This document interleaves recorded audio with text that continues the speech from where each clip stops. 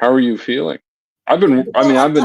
childcare I've for 8 managed hours. to get my lunch, and now it's nearly dinner time. But I'm still raring to go, and the conversation is continuing. And I think we're so kind of stuck on you know basically Muslim matters. And I know Nathaniel has said Sharia would be actually a viable option for him, because it protects his freedom of belief while providing him with the economy that would support married, responsible parenting. Is that right? I hope I've correctly stated your position as a Catholic. Yeah, I still need to research more of it. In fact, I think it was Mrs. Carolyn, or what was your name? I don't want to call Carol. you white Muslim. You Mrs. can Carol. call her Carol.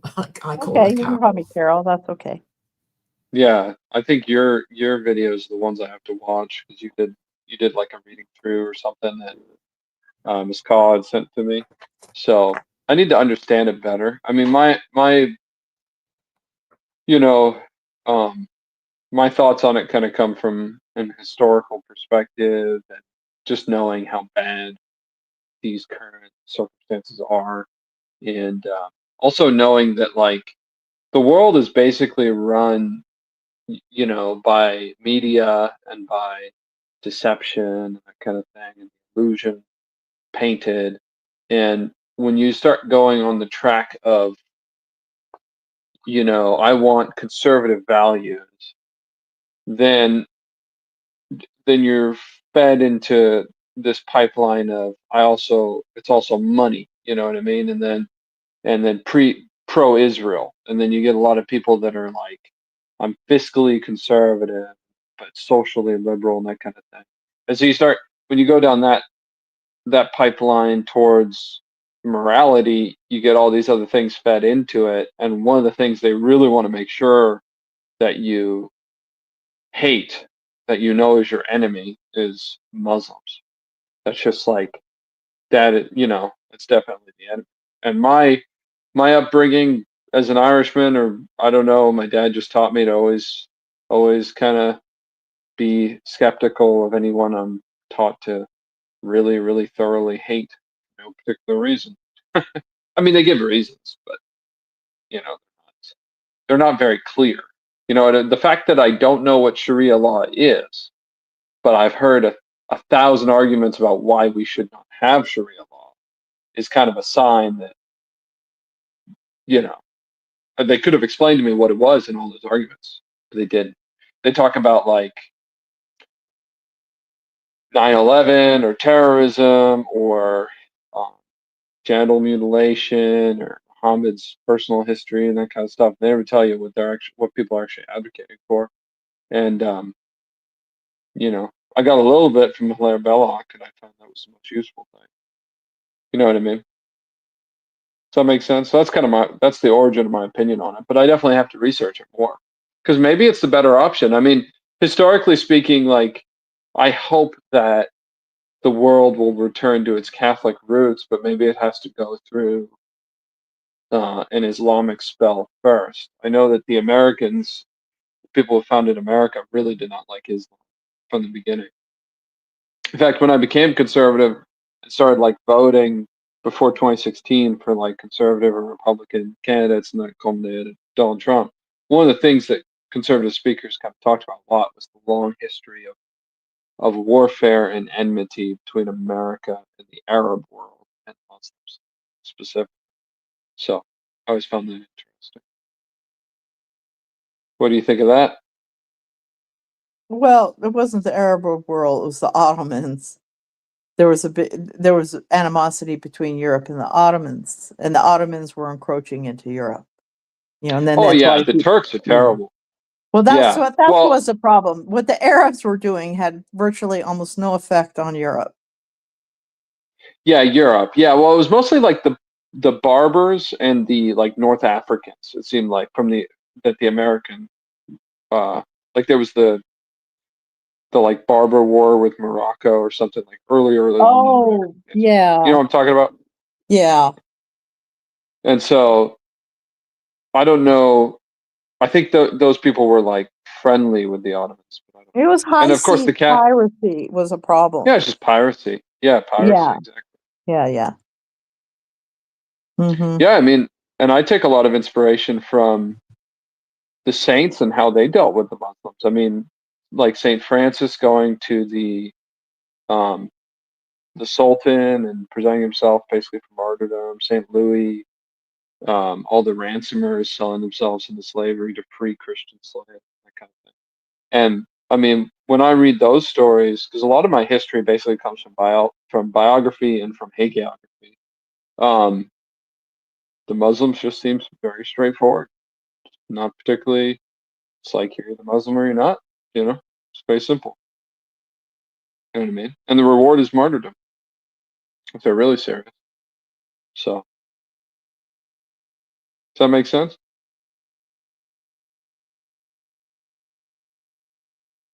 I'm the only one with a face here. Everyone's muted. I will Well, say more things. Go ahead. I think what Claire's idea is basically forcing responsibility back on to individuals. They have to be responsible. Like the fact that we're even on here talking like this shows a huge improvement of economic living for people. I mean, it used to be, in my parents' day, it was like you were going to have to go out of your house and figure out how you're going to get enough food, enough money to take care of your family. That's what life was for them. And now we can sit around and discuss all these ideas. This just shows an improvement in economy. To say that people have to support other people, okay, even if you want to say people can do whatever they want, they're not hurting anyone, okay, great. Why does everybody else have to pay for frivolous behavior of other people? See? Why does everybody have to pay for the frivolous behavior of people who have decided they're just not going to make that effort? Well, I pay for the frivolous behavior of my children. I mean, they destroy things all the time, and it's just unfortunate that you're their dad. But I'm talking about, why do I have to pay for frivolous behavior of other people who are having kids, not paying for them, taking all these government handouts, which they're taking the taxes from us? Well, okay, so that's a very interesting subject. I mean, I think there's a lot more to it than just those people. I don't consider it frivolous behavior to have a child at all. I don't think anybody, even somebody who's pursuing lust, has a child in adultery, it's still not frivolous, no matter what. I mean, frivolous behavior is like, I've got a bunch of possessions and I just throw them away for no like reason. But having a child, even if you like commit adultery and have a child, you bring it to term after 9 months. It's a very fragile baby. It's screaming at you. It's keeping you up all night. There's just no frivolity in that at all. Now, so I think like that is largely like a talking point, and I think it's a talking point that comes from politicians, and I think it really comes down to tax and to the systems that collect tax and then expend money. Because if we're being honest, most of that money that's taken from us does not go to, single mothers or people that have children at wedlock or something like that. It's really going to all of the bureaucrats, all the politicians, and also the military complex as well. That's where it's really going to. And even that's kind of, I mean, the money itself is pretty frivolous because of the way it changes in value, the way it's based on usury, the way it's so meaningless now that, it's almost insignificant. But I'm, as far as like on a moral level. But I mean, one of the most disturbing things to me that kind of made me turn against America is the fact that we export abortion and sodomy, and that is done, with the tax money. But it's not like somebody takes $10 from me and buys an abortion for somebody in, I don't know, Saudi Arabia or something. It's more like well, somebody takes $10 from me, and then they speculate on that, and then they speculate on that for like 100 years, and they produce this illusionary thing. That illusionary thing pays a factory to be made like 50 years ago. That factory produces rockets. Those rockets are sent, all like speculation, illusion, until the rocket lands in Iran or in Palestine and kills people. But all of the funding to it was entirely speculatory and illusionary. You know? So, and then as far as like welfare goes, it's just not very significant. I mean, the reason why that is done, and I've gone on food stamps before when I was young, and I got off of it again. It's basically because the community is broken down. I mean, the government should give money to the poor, and the church should do that, but it's it's more using that as a talking point just to get money for other desires and a lot of corruption. That's my experience, and I don't find it very significant. Spending much more significant welfare. Does that make sense? I mean, I understand people's feelings about it. I think it's more important on a moral level. I think it's more important that we have contempt and we have distrust for the poor. I think that, and not to say people don't lie and cheat and steal, but I mean, like the moral theologians basically justify lying, cheating, and stealing for the sake of feeding your family. That's like one of the few times they would allow that. You know what I mean? That's okay. A man can steal bread. It's not a crime to feed his family. You know, which probably overcomplicates it, but it takes it out of the realm of politics because it's just political manipulation that makes us hate our neighbor and simultaneously waste our effort trying to get money for the government to avoid benefiting our neighbor. Well, the truth is, it doesn't really benefit our neighbor to get money from the government. It doesn't, kind of enslaves him.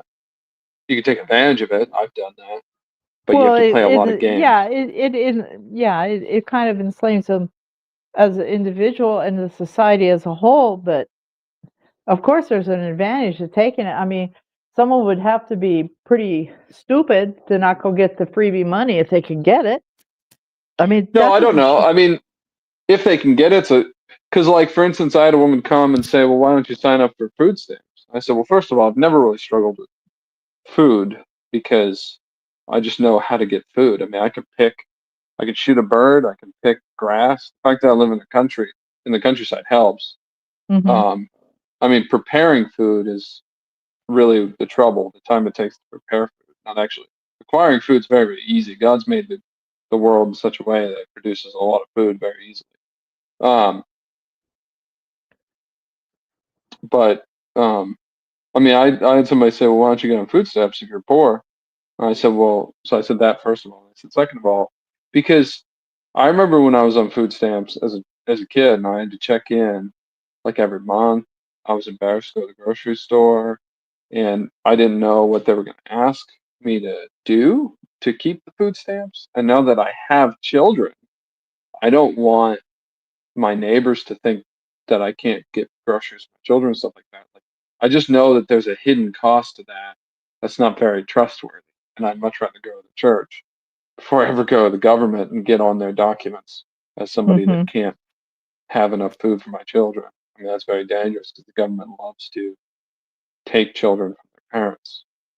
And so I think there's a lot of very smart people that do not take the welfare. So and from what I hear, like single mothers and whatnot, they do a lot of checks that basically make sure that there's no father, no husband around, and it kind of keeps them in their position. So like this bureaucratical enforcement that comes along with all those welfare benefits has an extreme cost on people culturally, mentally, and that's a lot of why the blacks in America are oppressed is because of what comes with the welfare. You know what I mean? Kind of like that poison food. That's maybe, but a lot of black people are not oppressed in America, though. My daughter had a friend. Her dad, the girl's dad, owned 3 Mercedes-Benz franchises, and they were black people. It's not true that black people are unsuccessful in America. Well, I mean, I think that almost everybody is oppressed in America. I agree with you. Yeah, not all black people, but I Working guess what I class was people, trying. what were the working class people are becoming oppressed in America? Yes. Yeah, That's so yeah. I don't see any difference between the blacks and every other group. I just think that I think there's very particular strategies that are used against black people that are different from other cultures. You know, it's kind of like they talk about the drugs. You know, like I think crack was big for blacks, but it was different for whites. That term. Um, and welfare, Well, abortion is targets blacks a lot, fentanyl and has taken over California. yeah, fentanyl. Not just Yeah. California, everywhere you go. Yeah, that's taken over everywhere, and that's not just a black thing that's happening. I'll tell you that right now. Oh yeah, I Almost. mean that from what I could tell, that's targeting young white men, Yeah. and Yeah. and I think the idea is basically to numb us out because otherwise I think certain people understand that there would be a violent revolution if young white men realized what was happening. I mean, I struggle with I mean, I practice temperance and stuff. I've never done painkillers. There was one time I got my tonsils out and they gave me a Vicodin. I didn't even know what it was. I was like 12. But I mean, I struggle with the passions all the time, anger and sadness, just reflecting on the things I know about, that are happening to my people. You know what I mean? And to the whole And world, you have but to kids. my You're people. married with kids? That's true. Yeah. Mm-hmm. I have an enormous store of hope, and it's constantly under attack because I mean I pray a lot, and I go to Jesus Christ, and he makes a lot of sense to me. I go to the Blessed Mother, and she makes a lot of sense to me. They care about Saint Joseph, makes a ton of sense to me. And so I follow them, and then I kind of take that and I go out into the world and I try to do good works and I build things up and I see some success. And then I see some like evil that keeps it from really working the way it should. And it's just a constant like battle between the hope and the despair out there. It And I doesn't. think that's how Seem Jesus like Christ you. lived too. It doesn't seem like you've bought into the idea of being irresponsible. So I I don't know. wouldn't classify When your you, behavior as frivolous. You don't oh, seem you're responsible. You try to be responsible and not have other people. In other words, you're trying to plan on your being responsible to you, society, and the world, as opposed to society being responsible to you only. well, thank you. Yeah, I mean, I appreciate that. I mean, you're seeing one particular side of me. A lot of people I know think I'm like lazy or stupid. I genuinely think if I look at God's law and I look at the third commandment and I understand like the Protestant work ethic, I genuinely think that men should not be required to work a 40-hour work week. That's not to say they shouldn't work more than 40 hours, but I think that the way people should work should be much more close to like the natural rhythms, and there should be a lot more time available for hospitality, for community, for prayer, for building up the church, all these things, taking care of the poor, the sick, visiting the sick, all these things that men do naturally. The government's kind of come in to replace it, but the usurer is the one who stole us away so we couldn't do it. So it started with economics. I mean, politics set the stage for that. But it was really about economics from the beginning. So yeah, I mean, I consider myself responsible. I'm just saying I have a lot of like sympathy for people that are just exhausted. Like I think that's most people because I think most people should not have to work this hard. And so I have a lot of sympathy for people who just kind of check out of society because society demands much too much from them to just act like beasts. That's why God instituted the third commandment. He even said, give your donkeys a rest. Not just, we're all supposed to stop working regularly once a week, and also holy days. I mean, in the Bible, it was once every 7 years you let the land lay fallow, so a whole year, and then every 70 years, all the slaves go free, all the debts forgiven. That's all built into the same commandment. It's about labor. So I guess another thing is I don't want to blame my neighbor. I want to be more sympathetic to him because I don't think he is the cause of my problems. I think that the overlords are, and I think they kind of play us against each other, conservative and liberal. I think they play us against each other. Does that make sense? Oh yeah, we're being played against each other for sure. So that's why I don't try to say somebody's stupid or somebody's lazy, somebody's irresponsible. I did say atheists are irresponsible once, and I kind of regret it, but it was more of a marketing ploy because they weren't responding to me. I wanted to talk to them. Mm-hmm. But you're Irish and in California. Well, American, yeah.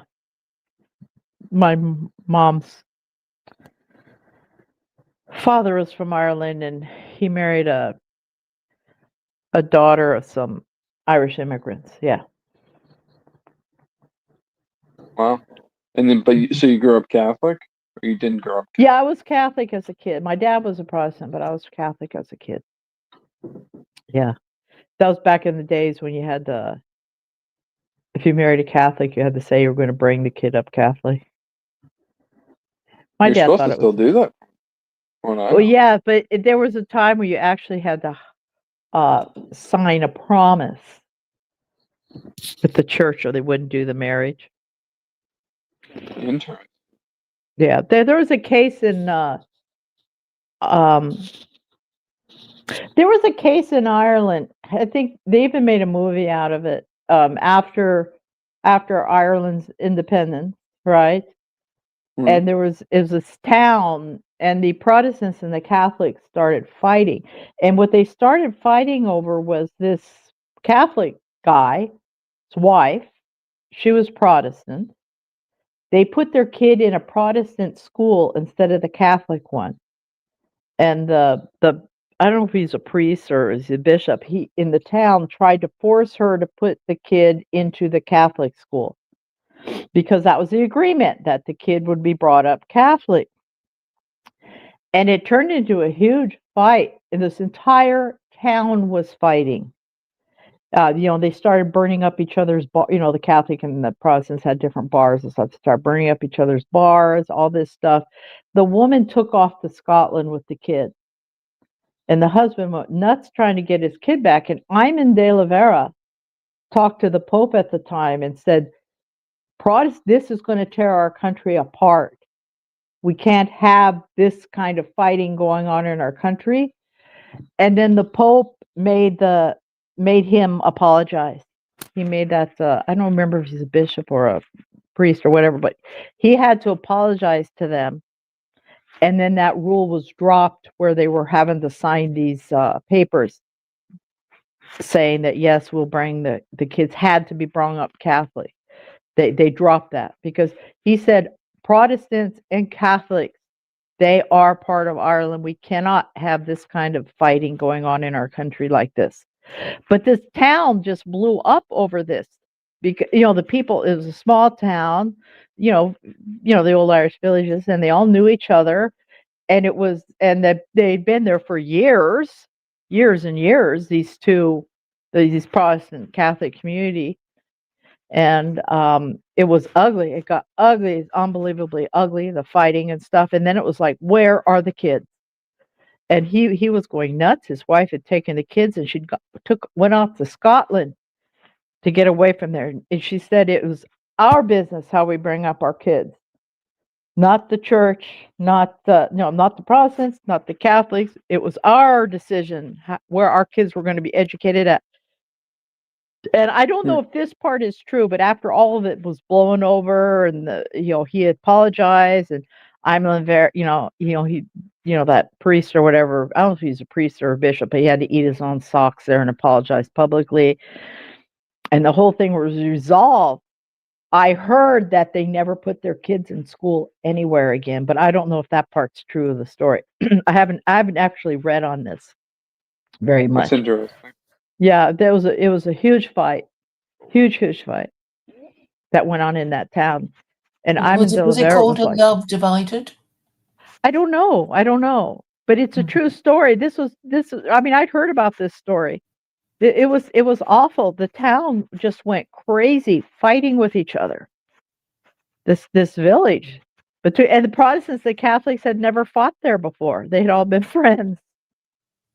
They were absolute friends because they weren't seen as the Protestants weren't really viewed as they weren't viewed as English imports or something. They were Irish people, and I'm in De Rivera was just horrified by this fight. It was just horrible. It's like, no, we cannot. This is our country. It's for the Irish people. They're Irish people. We cannot have this going on here. And the Catholic Church was so powerful in England, in Ireland. It was so powerful in Ireland, and he was just forcing it on these people that the kid had to go to the Catholic school, and there was some reason why the kid wasn't. Some other reason. It wasn't just because she was Protestant and wanted her kid in a Protestant school. Something like maybe, I don't know if she worked there or one of her relatives worked in that school. Something like that. But she was from a Protestant family. Yeah. Something like that. Reasons. Yeah, there might have been some other reasons. But the town went crazy. Really That's very crazy. interesting. Yeah. I mean, he was trying to get them to keep their promise, so it kind of sounds like there's probably a lot. Well, I'm in De Rivera is kind of made fun of. He's known as a good Catholic boy. They say he was a good Catholic boy. Who? I'm in De Rivera. He was known as a good Catholic boy. Michael Collins was sort of seen as a little bit of a misbehaving Irish boy, but Iman de Rivera was seen as a staunch Catholic, and he spoke to the Pope and said, "Our country, we're not going to have this in our country. We cannot have this going here." And he asked the Pope to put an end to it, and the Pope did. Well, it sounds like they took care of it. So how'd you get to be Muslim? Oh, I just didn't believe Jesus was God as a kid, and I just eventually one day realized that's how I think, and I became Muslim. It was a very, very slow process. I didn't have some kind of major epiphany or something like, oh, this is it. I didn't have that kind of experience. It was a slow process, very long time. That's interesting. And I just realized that's what I believe, so I just became one. I thought, well, I might as well just become one if this is how I actually think. Yeah. There's nothing else appealing about it? I wasn't looking to change. I'm saying it was a very slow process. Like I realized, every time you tell this kind of a story, you talk about a different aspect of it. It was not that I was searching for a religion. I was exposed to all kinds of religions as a kid. Because we had all kinds of religions where I was brought up, and then I just did not believe Jesus was God even as a kid, but I liked him. If that makes sense. I liked Jesus. Yeah, that makes sense. I mean, there's a lot of Christian sects that, I mean, they use the word Christian and they don't believe Jesus is God. They think he's some other thing. So and then I just slowly by accident. I mean, I think Jesus is God. I think that's key to the whole thing. Well, that excludes me from really being a Catholic. So, I. Oh yeah, I mean, definitely. Yeah, you wouldn't. You wouldn't want to be. I had a friend one time. I still have a friend. He converted, but he was really hung up on the idea that Mary was perpetually a virgin. She didn't have other children. And I told him, but he knew the Catholic Church was the best. So I told him, well, it sounds like in your situation. Okay, go ahead. Okay. Stay asleep. I told him, in your situation, it makes sense to like go to the priest and say, hey, I'm a heretic. This is where I'm struggling, but I still associate myself. Catholic Church is the right church, and I mean that was basically his approach. I mean, even me, like I agreed to raise my children Catholic because I married a Catholic, and I did, and I made sure that my children and my wife got to mass while I was struggling through.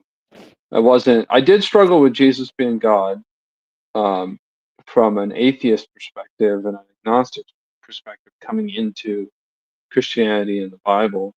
So I did struggle with that, and I avoided it. That's why I studied the Old Testament first, because I thought that I wanted to know the invisible, all-powerful God of the Old Testament, and I kind of avoided Jesus the man. You know? So I can kind of relate to it. But religious affiliation is complex. You know, there's plenty of people in every kind of denomination or religion that is that they don't believe what the religion believes, and they just struggle with it privately. You know, I mean, I personally think that people just need more time. Like I said, the reason why we need more time to pray, I think the reason why there's so much diversity in religion right now and so much confusion is because there's not enough time to actually work things out like there used to be for prayer and leisure. I mean, even people's work used to be more simple, so they can actually think about these things while they work. But I've got to go. Well, God bless you. It was good to meet you. Glad to, Okay, bye. yeah, thanks See for you having later me. on here. St. Okay, bye. Patrick, pray for us. Get some sleep. We'll see you later.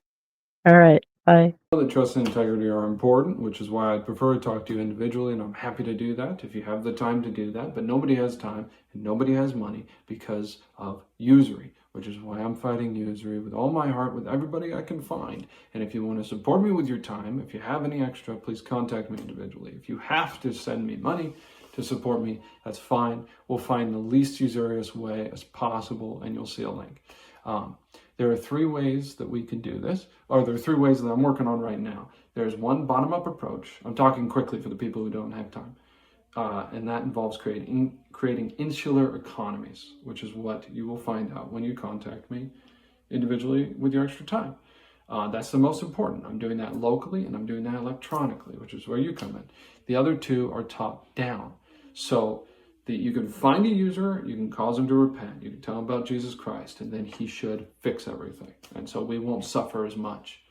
Or you can pass Jubilee laws, which you don't need to find the usurer to do that. It makes usury illegal. It benefits everybody who is struggling, and it will punish users or anybody who commits usury. So, which is not the people you think. Nobody knows who they are. So don't worry about you being affected by that. But I'm doing the first one. I'm researching the other two, and I'm glad to hear your thoughts.